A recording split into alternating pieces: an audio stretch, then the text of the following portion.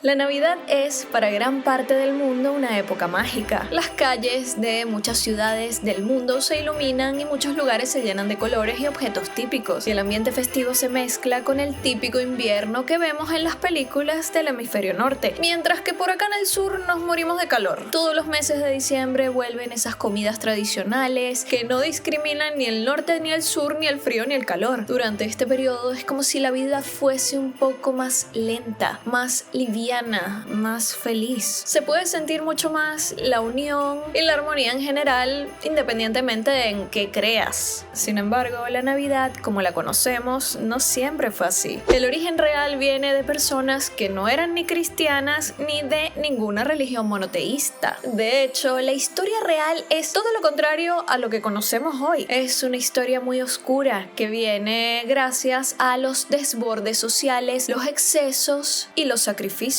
Por eso hoy les voy a contar cómo fue toda la evolución de esa celebración hasta que fue tomada por el cristianismo, para convertirla en lo que conocemos hoy en día. ¿Por qué no? La Navidad no siempre fue el cumpleaños de Jesucristo, en lo absoluto. Antes de que se celebrara el nacimiento de Jesús de Nazaret, los 25 del último mes del año, muchas culturas antiguas celebraban el solsticio de invierno. En general, este acontecimiento ocurre alrededor del 21 de diciembre en el hemisferio norte. Para las sociedades agrarias de la época antigua, este evento astronómico en el que el sol parece detenerse en su descenso en el cielo y comienza a alargarse el día era un símbolo de esperanza y renacimiento. Según ellos, este momento significaba el regreso gradual de la luz y la promesa de una nueva cosecha. Este evento fue considerado como el solsticio de invierno desde la creación del calendario juliano, que fue introducido por Julio César el año 46 a.C. Y hablando de Julio César, en su época había una celebración muy común llamada Saturnalia, típica de los romanos. Este era un festejo que se hacía en honor al dios Saturno, que era considerado el patrón de la agricultura. Esta festividad duraba alrededor de una semana y se hacía entre el 17 y el 23 de diciembre. Era un evento lleno de comida de todas clases y abundante. Se hacían intercambios de regalos y había un ambiente de libertad y relajación, pero también se hacían muchos sacrificios, al grito multitudinario de Io Saturnalia. Durante esta celebración, las barreras sociales se relajaban tanto que incluso los esclavos podían sentarse en la mesa a comer con sus amos, o eso dicen algunos. Y no solo eso, había un juego de roles en donde se intercambiaban la vestimenta y los amos se ponían la ropa de los esclavos y los esclavos la de los amos. Esto me parece un poco peligroso, sinceramente. Los romanos oficializaron Saturnalia alrededor del 217 a.C., con el motivo de alegrar un poco a los ciudadanos que acababan de sufrir una derrota militar en el lago Trasimeno. Así que oficialmente se celebraba el día de la consagración del templo de Saturno en el Foro Romano el 17 de diciembre, y esto se hacía al pie de la colina del Capitolio. Esta zona era sagrada en Roma. Algo muy típico de esta época es que se cerraban los trabajos agrícolas, la gente no tenía que ir a trabajar y los chicos no tenían que ir a sus escuelas, ya que el fuerte de la economía era el campo y por esas fechas no se cosechaba. Ni siquiera los tribunales trabajaban ese día, la idea era que todos pudiesen descansar y relajarse. Había tanta libertad en aquella época que los excesos no estaban tan mal vistos. Siempre vemos en las películas que la sociedad romana era un poco libertina y bueno, por algo lo mostraban así. Habían excesos a la hora de tomar, de hacer apuestas y todo estaba permitido. Incluso las personas menos favorecidas socialmente iban de casa en casa cantando a cambio de comida. ¿Han escuchado los villancicos, no? Bueno, ya saben de dónde vienen. Todo esto es tan conmovedor. Esto era una práctica muy riesgosa. Según un historiador, había un grupo de personas que cantaban villancicos en las puertas de las casas exigiendo comida y bebida, con mucha violencia. La cosa era así: o nos das algo o te tiramos la puerta. Eran gente peligrosa que podía romperlo todo y hacer cosas prohibidas con las personas que estaban allí. Ustedes, familia, ¿no es maravilloso?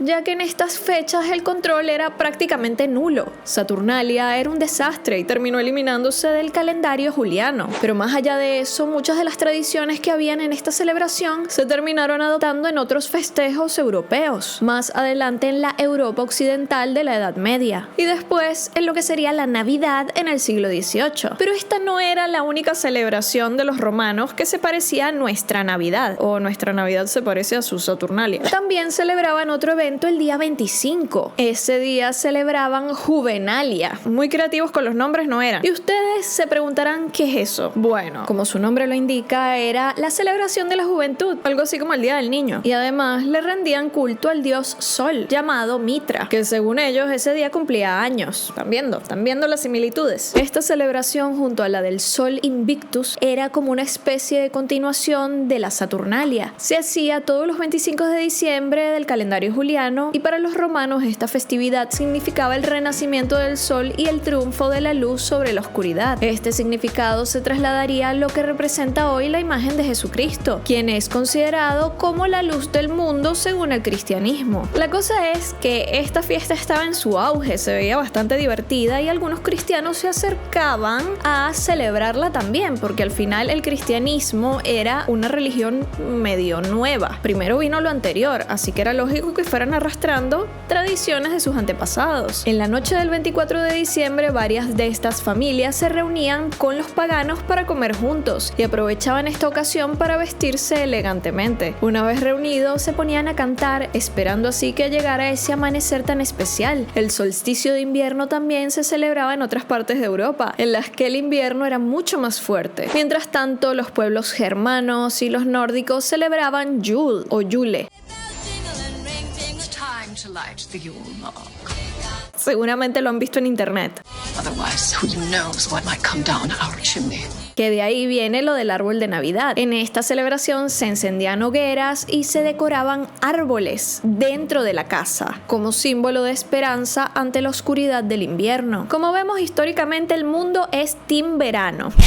Yo no sé ustedes, ¿son team verano o team invierno? Este fue otro de los eventos que influyó en la Navidad que conocemos hoy. Sin embargo, este era el equivalente del solsticio invernal y se celebraba el 21 de diciembre, aunque pueden variar las fechas según la zona. Sus orígenes tienen inicio en Escandinavia y era considerado un momento para descansar, el final del año. Durante ese periodo se prestaba mucha atención a la luz y al fuego. El Yule era un festival en donde se marcaba la pauta para los próximos meses. Este evento era festejado por vikingos y otros pueblos paganos que se reunían en grupos de familias o amigos para celebrar juntos la noche más larga del año. Era muy común para esas fechas que se sacrificaran animales en honor a los dioses. Parte de esos animales los usaban para comer o vestir, y como bebida se usaba la hidromiel, que era la bebida favorita de Odín, quien es el principal dios de la mitología nórdica. ¿Ustedes han probado la hidromiel? Yo la probé aquí en Argentina, porque aquí, por lo menos en Buenos Aires, hay cervezas de todo tipo y es como una cerveza con miel,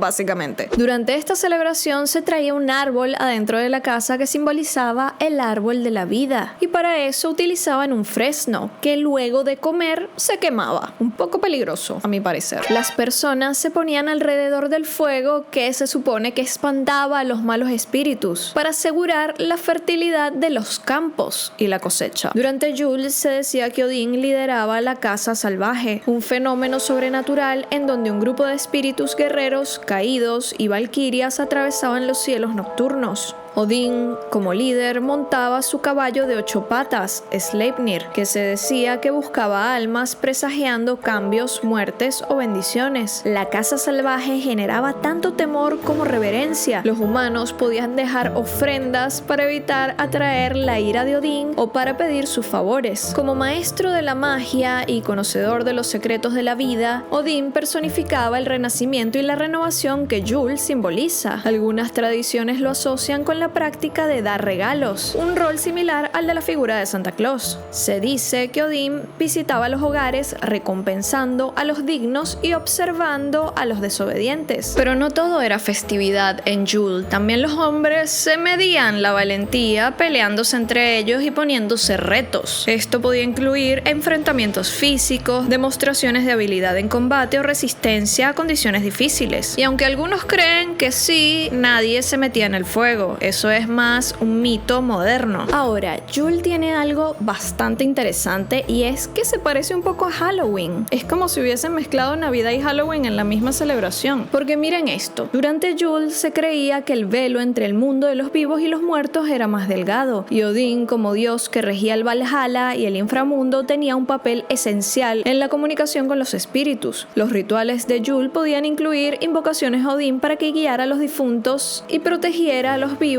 durante este tiempo de transformación. Cuando el cristianismo empezó a expandirse en el Imperio Romano, por allá por el año 313, la Iglesia buscó formas de integrar sus festividades con las tradiciones existentes, facilitando la conversión de los pueblos paganos. Ellos sabían que la gente no iba a dejar de celebrar, así que en vez de eliminar la fiesta, lo que hicieron fue cambiar su significado. Pero la gente seguía celebrando. Así que en el siglo IV, el Papa Julio I decidió establecer que el 25 de diciembre era la fecha oficial del nacimiento de Cristo, aunque no haya evidencia histórica que diga que Jesucristo nació en esa fecha. Y así fue como nació la Navidad. Obviamente la Navidad no era tan divertida como el Yule o Saturnalia, porque saben, había que recortar ciertas cosas que quizás no eran tan moralmente correctas. Además, si todas las celebraciones consistían en rendir honor a otros dioses, pues celebramos pero de forma un poco distinta, con un enfoque cristiano. Al principio, la Navidad era una celebración humilde enfocada en la reflexión y la devoción religiosa. Sin embargo, con el tiempo fue incorporando elementos de las celebraciones paganas, que obviamente se retomaron, o quizás nunca se fueron.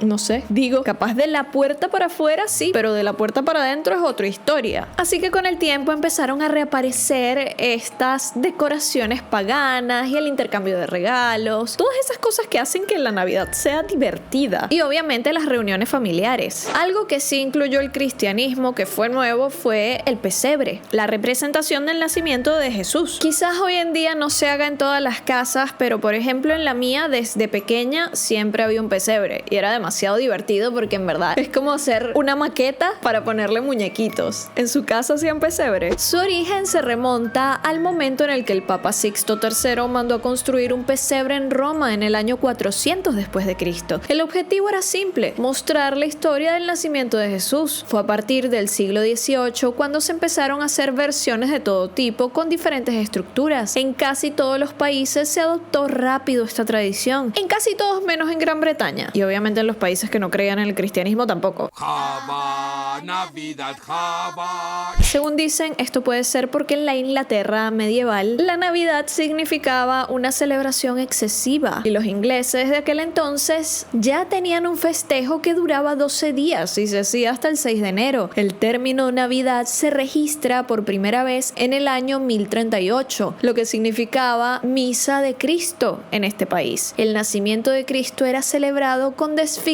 y adoptaron también otras costumbres de la Saturnalia y el Yule y otras festividades paganas, y les voy a contar por qué próximamente. La razón es un poco polémica. Durante esas fechas se elegía un estudiante para que fuese el rey de la Navidad o también el rey de los frijoles. El elegido podía gobernar a sus compañeros durante la Navidad. También se solían hacer obras de teatro, había música en la calle, se entregaban regalos y había permiso para que la gente se excediera un poco con el alcohol. Además que habían velas y fogatas involucradas. La cosa es que la Navidad al principio no era precisamente popular en Inglaterra por allá por el siglo XVII y tampoco en Escocia porque este festejo tenía demasiados rasgos paganos, había demasiado descontrol y además celebraban el nacimiento de alguien que realmente no tenía una fecha específica pautada en la Biblia. Entonces lo vieron como una farsa, un rejunte de tradiciones que no tenía sentido dentro del cristianismo. Así que los puritanos del Parlamento tomaron la decisión de cancelarla. Cancelaron la Navidad. ¿Por qué será que los líderes políticos siempre creen que pueden cancelar o adelantar las Navidades? Los Los puritanos del parlamento, que por supuesto eran protestantes, querían purificar la iglesia y como buenos protestantes tenían que protestar en contra de la Navidad. De hecho, ellos decían que celebrar la misa de Navidad era ilegal. Ay, deben ser el alma de la fiesta, de verdad. Necesitaban algo por lo cual protestar,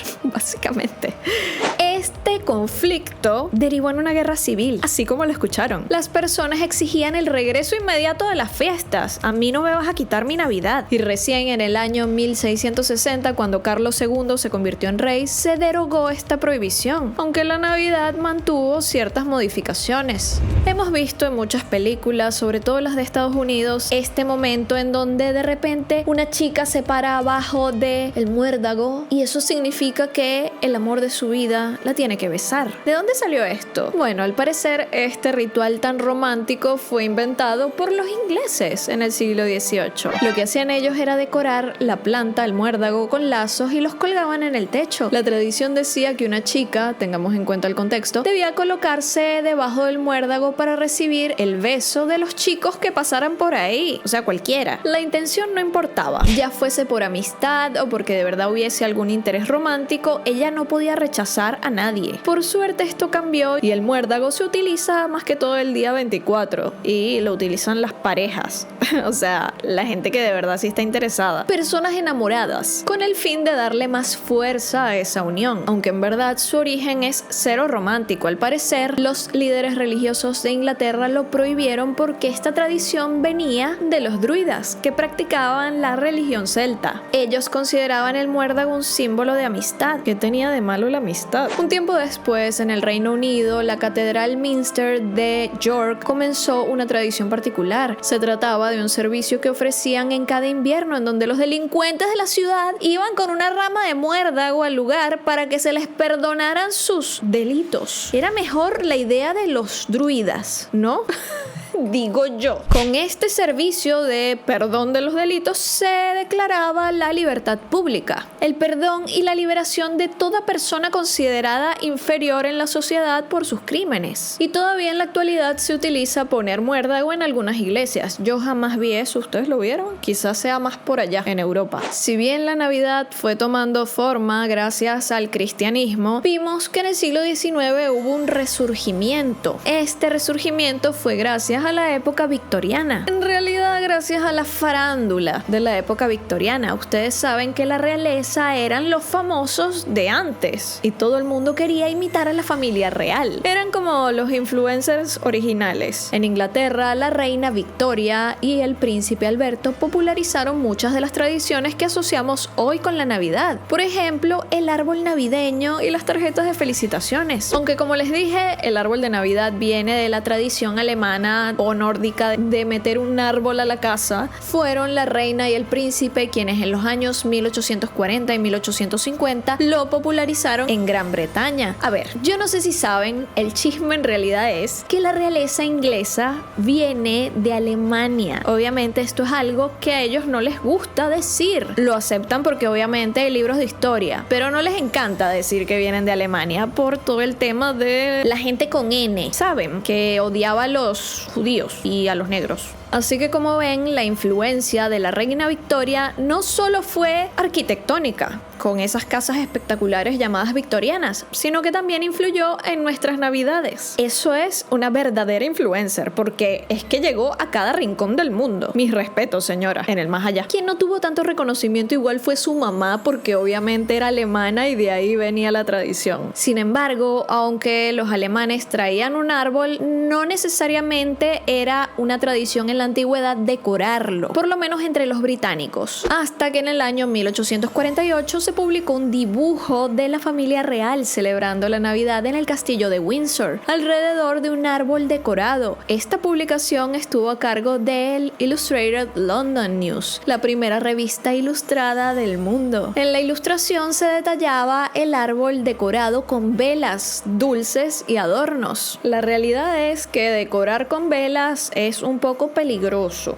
Qué bueno que inventaron la luz eléctrica, sobre todo cuando se trata de un árbol, que es bastante inflamable. También hay que decir que en el siglo XIX, escritores como el famoso Charles Dickens influyeron en la Navidad. En el caso del británico Charles, con su famosa novela o cuento corto A Christmas Carol del año 1843, que todos vimos gracias a Disney cuando éramos chiquitos. ¿Saben? Los fantasmas de las Navidades pasadas, en donde sale Ebenezer Scrooge, algo así. El tío amargado de Donald. En esta historia se narra la transformación de Ebenezer Scrooge, un anciano avaro y egoísta que recibe la visita de 4 fantasmas en la víspera de Navidad, el de su antiguo socio Jacob Marley y los de las Navidades pasadas, presentes y futuras. Estos espíritus le muestran los errores de su vida y le enseñan el verdadero significado de la Navidad, que es pues la bondad, la caridad, la empatía y la solidaridad. Este cuento jugó un papel importante al representar la Navidad como una época de generosidad, arrepentimiento y liberación. Por favor, háblame. Dime, ¿qué va a pasarle al pequeño Tim?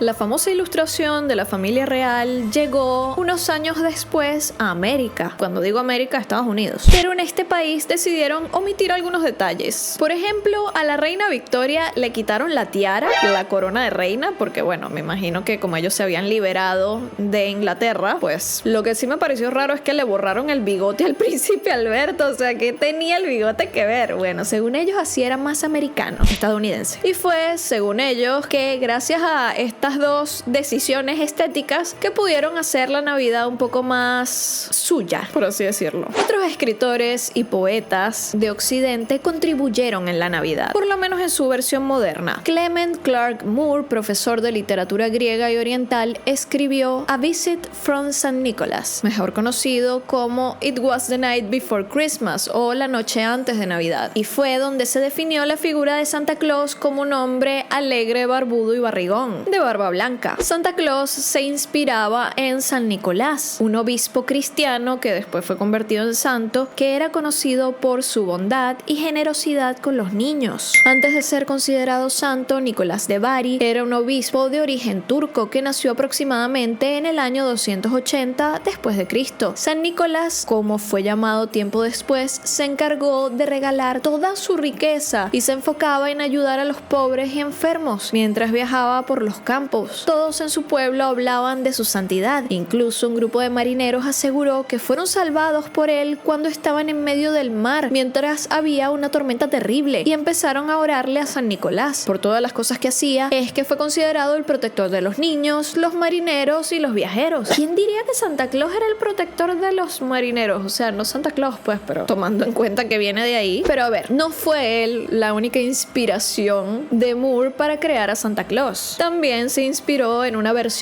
holandesa que a su vez estaba inspirada en el dios Odín. Ven cómo todo se conecta. Estamos celebrando a los dioses sin que nos demos cuenta. Odín volaba en un caballo que tenía 8 patas, como les conté. Así que Moore tomó esta idea de Odín y su caballo de 8 patas y la convirtió en un hombre que manejaba un trineo tirado por 8 renos, porque 8 renos claramente es más lindo que un caballo de 8 patas. Por Dios. La gente cuando inventa estas historias, tipo, un caballo de 8 patas, ¿en serio? ¿Eso fue lo mejor que se te ocurrió? ¿O viste un caballo de 8 patas alguna vez en tu vida? Tipo, no tú, sino el que lo inventó, porque quién sabe. En su versión, Santa Claus era un enano que tenía una vestimenta típica americana, una pipa y un saco de juguetes para los más chicos. ¿Qué vendría siendo una vestimenta típica americana? Santa Claus tenía una camisa de cuadros. No sé. Así que si vieron la película de Rudolph y vieron que cada reno tiene su nombre en particular, ya saben de dónde sacaron esa historia. La inventó Moore. Si se acuerdan de los nombres de los renos, aparte del de Rudolph, obviamente, déjenmelo en los comentarios. A ver, acuérdense. Como yo no me acuerdo... Pregunté a ChatGPT, pero ustedes los van a completar, ¿ok? Es Dasher o Brioso, Dancer o Bailarín, Cupido, Relámpago, unos nombres rarísimos, ¿ah? Cometa, Dasher, Dancer, Prancer, Vixen, Comet, Cupid, Donner, Dancer. Eso es. ¿Cuáles son los demás? Los leo. Y ya que están, denle like a este video si les está gustando. Eso ayuda un montón al canal. Por supuesto que Santa no siempre fue el señor gordo y feliz que conocemos hoy en día. En ilustraciones europeas antiguas se decía que Santa Claus siempre estaba acompañado por Krampus, una especie de demonio peludo que tenía como función básicamente asustar a los niños malos. Krampus es un personaje bastante siniestro, con cuernos de color negro, con pezuñas y cola. La leyenda dice que cada diciembre él iba a castigar a los niños que se portaban mal durante el año e incluso llevárselos en su saco al infierno, mientras que Santa le daba su tiempo a los niños buenos y regalos. Los duendes me informan de las acciones y comportamientos de cada niño. El origen de este ser es aparentemente de antes de Cristo y todavía se celebra una procesión en donde las personas se disfrazan de Krampus con disfraces hechos de fibra de maíz, tipo lo mismo que utilizas para las esponjas exfoliantes, y son increíbles, ¿ok? Dan miedo. Yo creo que yo no sé de qué se trata y me levanto un día de madrugada y me da un infarto. Son medio pie grande, la realidad. Ahora que recuerdo, hay una canción muy conocida de Navidad que involucra a este ser y no me había dado cuenta porque jamás en mi vida busqué la letra hasta hoy. ¿Quieren ver la letra y escucharla? Es aterradora, me encanta. Estoy segura de que conocen esta canción.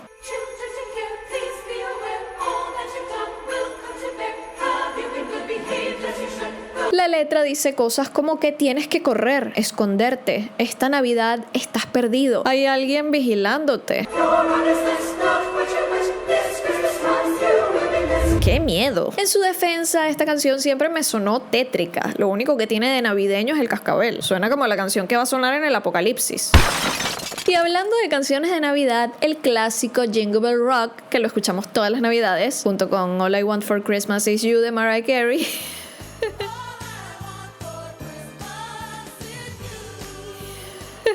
Que todos los años hace millones con esa canción y es muy navideña, a diferencia de Jingle Bell Rock. Jingle Bell, Jingle Bell, Jingle Bell Rock, que tiene unos orígenes no tan navideños y un poco más sensuales. El responsable de su composición fue el músico estadounidense James Pierpont, quien la escribió entre los años 1850 y 1857.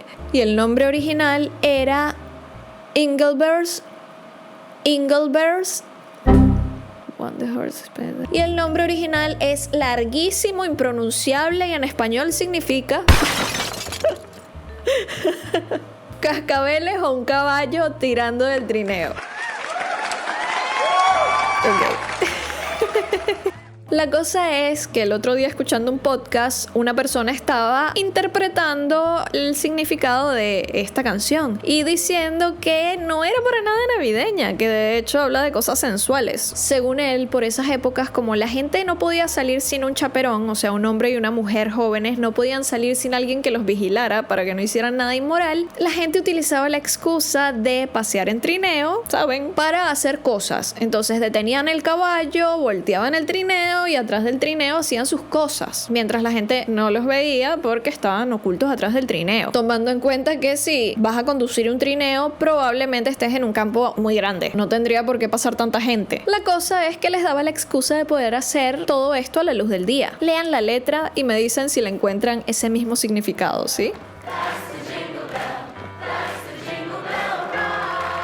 La versión que conocemos hoy en día de Santa Claus o Papá Noel, como le dicen acá en Argentina, pasó a la inmortalidad recién en 1881, gracias al caricaturista político Thomas Nast. Él creó esta imagen del adulto San Nicolás basándose en el poema de Moore. Él iba agregándole detalles al personaje cada año. Entre ellos estaba que vivía en el Polo Norte, la lista de los niños buenos y malos, y su imagen siguió modificándose hasta el siglo XIX. De hecho, recordemos que hoy en día y desde nuestra infancia los niños malos reciben carbón. Esto en la realidad no pasa. ¿Qué es eso?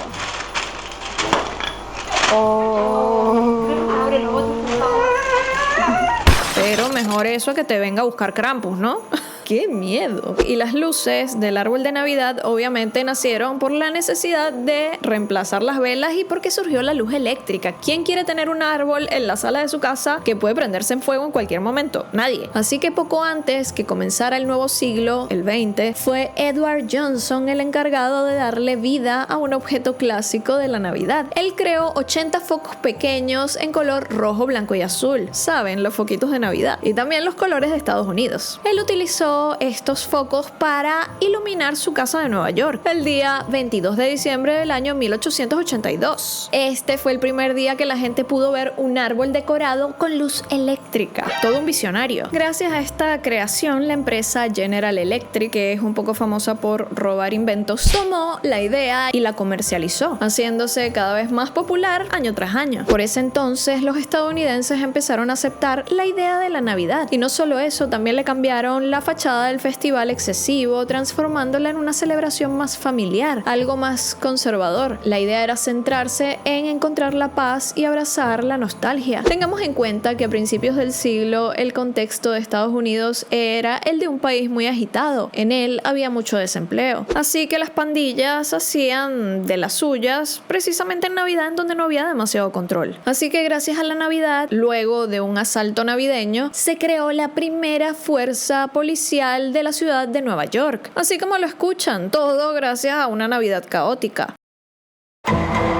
¿El resultado cuál fue? Bueno, que las personas poderosas de aquella ciudad se reunían para decidir cómo iban a ser las navidades futuras. ¡Qué loco! Quien tuvo un papel protagónico en estas decisiones fue el reconocido autor Washington Irving. Él solía escribir sobre diferentes situaciones navideñas que sucedían en casas inglesas de la burguesía. Para este autor era importante dejar las diferencias de clases sociales atrás. Eso lo dejaba plasmado en sus historias. A medida que el siglo XX avanzaba, la Navidad fue ganando popularidad en todo el mundo y continuó evolucionando de una fecha religiosa a un evento cultural y comercial, por supuesto. La industrialización, el crecimiento de la economía de consumo le dio la excusa perfecta a las empresas para transformar la Navidad en un gran evento de marketing. Y aquí hubo una marca que se lleva el crédito por algo importantísimo: crear la ropa de Santa Claus. Estoy hablando de Coca-Cola. Sí, Coca-Cola creó al Santa que veías desde chiquito. El Santa Claus moderno aparece en las campañas de Coca-Cola vestido de rojo, un color asociado pues con la marca, ya que el personaje en la antigüedad solía vestirse de verde. Esto me lo enseñaron en una clase de historia del diseño cuando estudiaba y fue una información que me voló la cabeza y dije, Dios mío, esto se lo tengo que contar a alguien algún día. Bueno, ese día llegó. ¿Ustedes eran de esos niños que les dejaban leche y galletas a Santa? Porque yo sí. Y de hecho había niños que decían ver el trineo de Santa Claus pasando por el cielo. Qué linda es la imaginación, ¿no? ¿Ustedes fueron de esos? Ahora bien, si el cristianismo quería desechar todas esas ideas paganas sobre la Navidad, ¿por qué seguimos manteniendo los regalos? Bueno, esto sí viene de un hecho bíblico, nada más y nada menos que el nacimiento de Jesucristo. En el Evangelio de Mateo se nombra la estrella de Belén cuando se habla del nacimiento de Jesús y la visita de los Reyes Magos. Fueron ellos quienes se acercaron al recién nacido para llevarle regalos: incienso, oro y mirra. Esta es la manera que tenían de honrar a Jesús y a su divinidad. La idea de los regalos a los niños en Navidad es como si le regalaras a Jesús. Obviamente los cristianos vieron todas las oportunidades que tuvieran para adaptar las fiestas paganas a sus fiestas. Dijeron, nada, 3 Reyes Magos, regalos, listo, lo unimos con lo de darse regalos, de Saturnalia, de Juvenalia.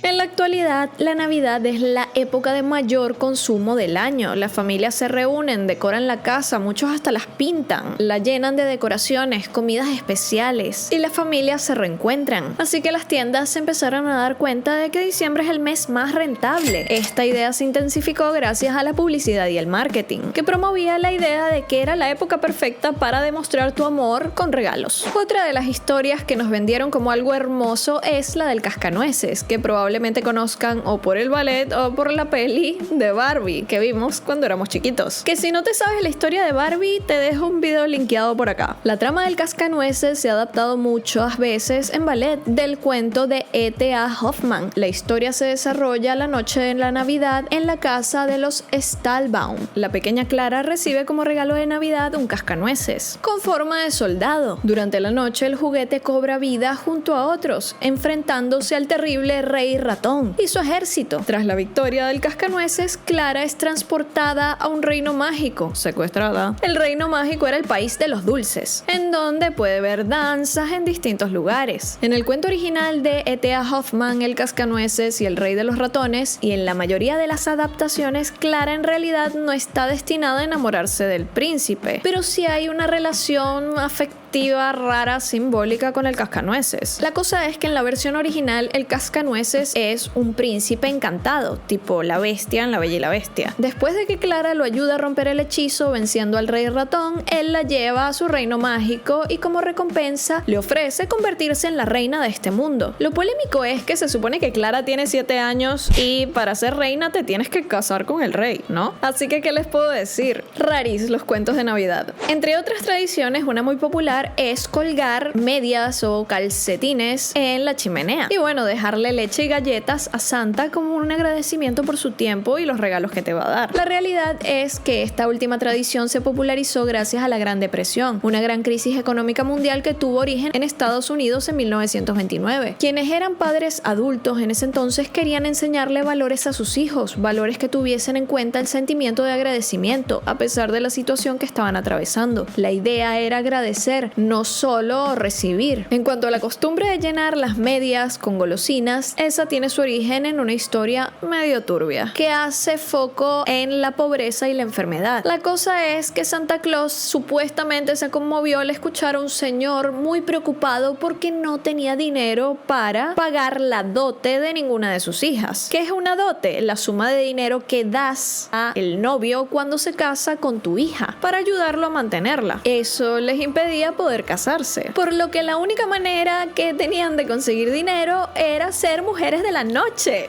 ¿Qué? La historia dice que Santa Claus se quedó tan triste porque las chicas tenían que trabajar de eso, qué horror, que al escuchar el relato pues decidió meterse por la chimenea por la noche. Supuestamente justo esa noche las chicas habían dejado colgadas sus medias para que se secaran en la chimenea o en el hogar, así que Santa las vio y dijo: yo las lleno de obsequios y listo. Perfecto lugar para poner los regalos. ¿Cómo solucionaba esto el problema de la dote? No sé, a menos que los regalos fuesen la dote, pero en general, si no lo eran, no estabas resolviendo el problema, Santa. Este cuento se puede encontrar en el libro de Donald Dosey llamado Holiday Folklore, Phobias and Fun, o sea, fobias y diversión. En la actualidad, la Navidad sigue siendo una celebración profundamente religiosa para algunos, mientras que para otros no. Es pura diversión y compartir con familia y amigos. Sin embargo, como siempre, es criticada porque para algunos ha perdido todo el significado real y se ha convertido en una excusa para gastar. A pesar de ello, muchos intentan revivir la esencia de la Navidad promoviendo el tiempo en familia, la reflexión y los actos de bondad hacia los demás. Como ven, la Navidad cambió, evolucionó y juntó demasiadas costumbres de demasiados lugares del mundo y se convirtió en lo que conocemos hoy. ¿Qué pensarían los romanos, los vikingos, cualquier pueblo pagano que celebrara sus costumbres navideñas de lo que celebramos hoy, que es una mezcla rarísima de todo? Obviamente la tele ha jugado un papel importantísimo en regar la idea de Navidad por el mundo y algunos países asiáticos, me parece que Japón, no tienen como esta creencia de celebrar la Navidad, pero KFC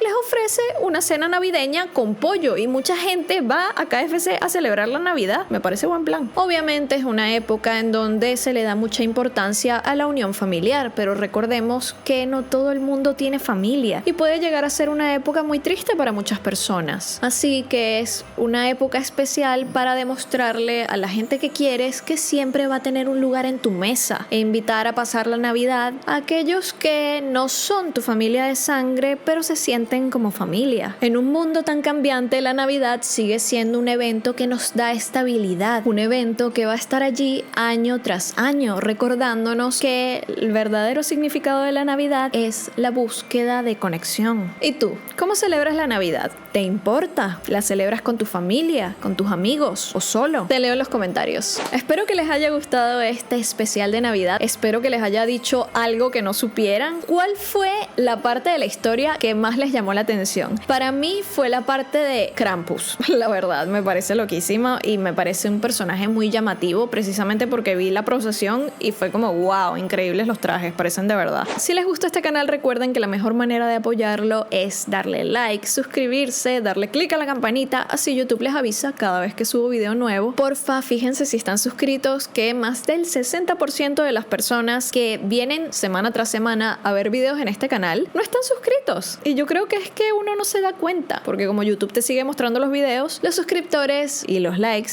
ayudan a que lo descubran más personas y que tengamos cada vez mejores sponsors y más calidad en estos videos. A mí me puedes encontrar en todas las redes sociales como Dani Dos Santos, y si andas por Instagram, recuerda unirte a mi canal de difusión, que ahí estamos hablando todo el tiempo. Y si quieres hablar un poco más, en la descripción de este video vas a tener un enlace a nuestro hermoso grupo de Telegram, Dani Dos Santos BFFs, que es para ustedes, obviamente, mis BFFs de internet. No se vayan sin ver alguno de estos videos que les van a salir por acá, porque estoy segura de que a alguno les va a gustar, y espero que pasen un hermoso diciembre y una muy feliz Navidad. Las quiero mucho.